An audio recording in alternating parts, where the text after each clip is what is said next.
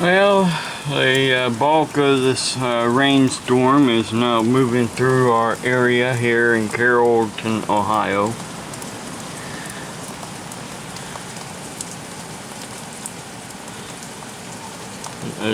Her gutter over there needs some work on.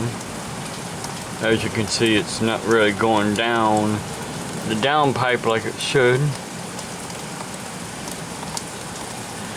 And it's just a rainy, thundery morning.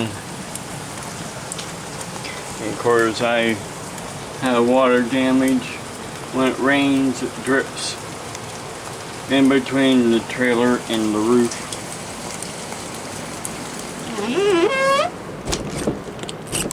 Makes my